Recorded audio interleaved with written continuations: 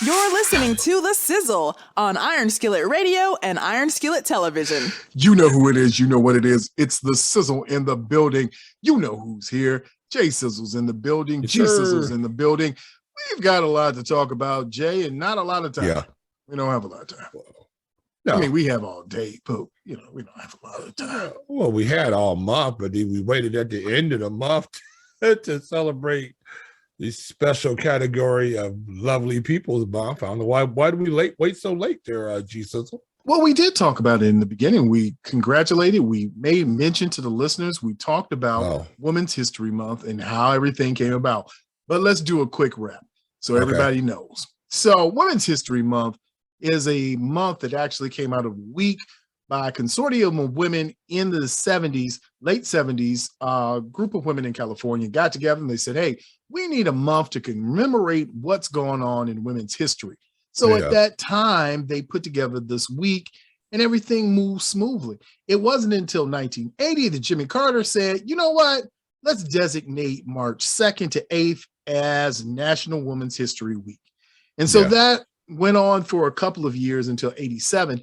Then in 87, Congress passed the 100-9 public law, which designated March as Women's History Month. Now, between that time, between 1988 and about 94, somewhere in there were a lot of proclamations, there were a lot of requests, resolutions, all kinds of things were going on. But now we've leapfrogged that. We're all the way in 2022. And we're talking about equality and rights. And I posed a question earlier when we first started talking about the subject.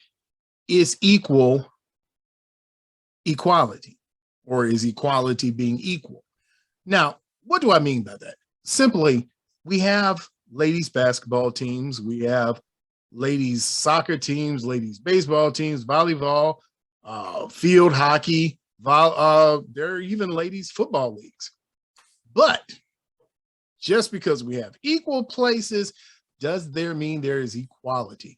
Especially when we talk about the disparity in pay between female athletes and male athletes. Now, there are many reasons why there are disparities because of the monies and the revenues brought in from male sports versus female sports. We could go on for days about the nuances of it.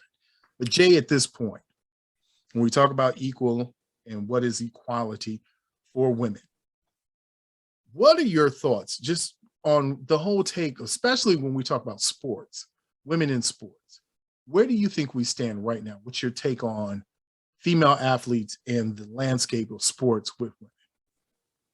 Well, how do you put this delicately?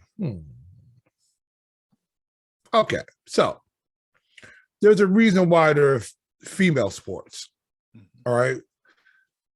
Women play on women's basketball teams. They play women's volleyball.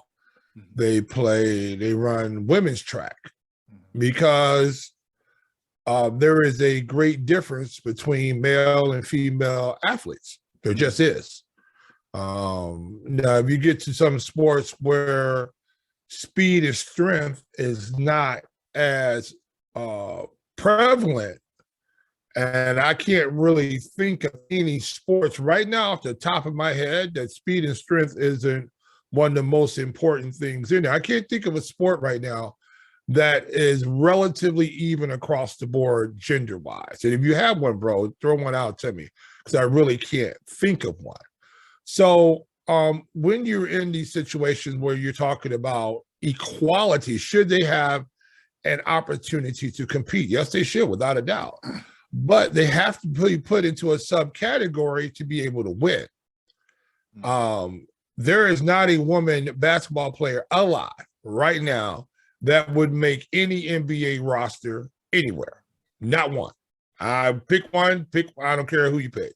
You can go through history.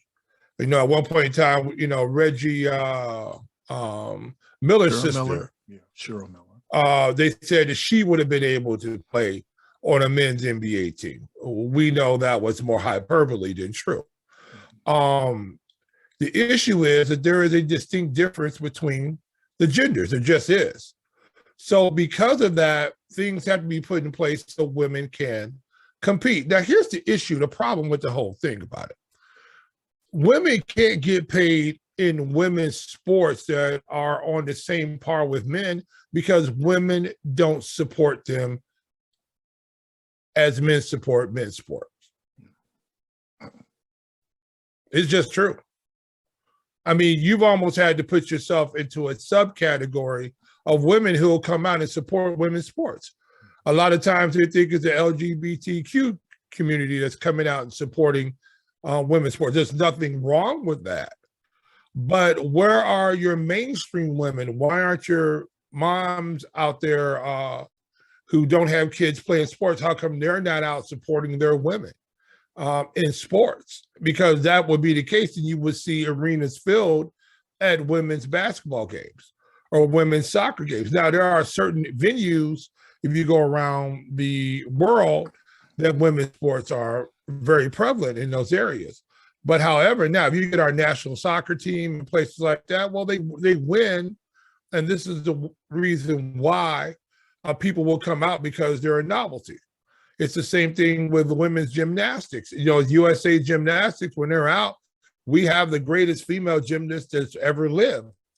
That's on the USA Gymnastics team. So when they go out, people watch it. Now, women have been far more, gymnastics has been far more their forte, and they've been able to parlay that into dollars for themselves other than men gymnasts. I can't really even think of a lot of great super celebrated men's gymnasts, but you could think of a whole bunch of women gymnasts that have been celebrated. So it all depends where they are put in these categories so they can succeed. But now, as you said before, it's equality. I think they all should be treated the same and should be paid the same if they're doing the same job. I think women in the workplace should be paid the same. There's no reason why that shouldn't be that way. And a lot of jobs they are.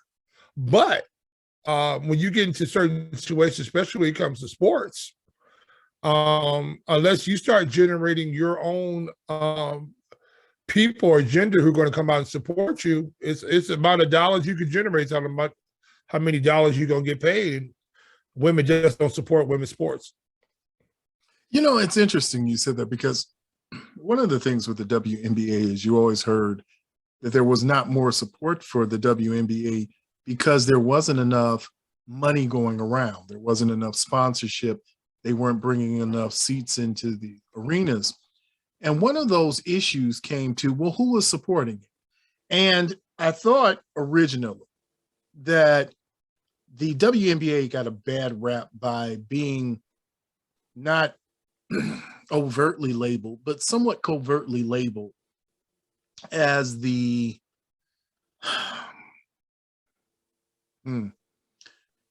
LGBT a lesbian league, basically. Yes. It was basically, if you played college basketball as a woman, a lot of people thought that you were a lesbian. Mm-hmm. Mm-hmm. You know, and even you know, my own daughter being at one point in time was going to be able to play college sports, and I had people tell me, "Oh, don't let her go play basketball. Mm-hmm. You know, have her go row or do something like that or whatever. Don't have her go play basketball because, you know, people were saying, well, it was a lesbian dominated sport. Now, if you're a lesbian, doesn't matter to me anyway. But the issue is that a lot of times people get pigeonholed and stigmatized because of this gender, the sexual inequality that we have going on out there. And women who are on these teams that have that proclivity have been way more vocal than gay men who play in male sports. You know, we've only seen a few of those guys actually come out playing football. I'm sure there's far more out there that are, but only a very few. And I can't think of one gay baseball player. Make sure that you follow us on Twitter, Facebook, and Instagram at Iron Skillet Sports. And remember to like, share, and subscribe to Iron Skillet Sports on YouTube at Iron Skillet Sports.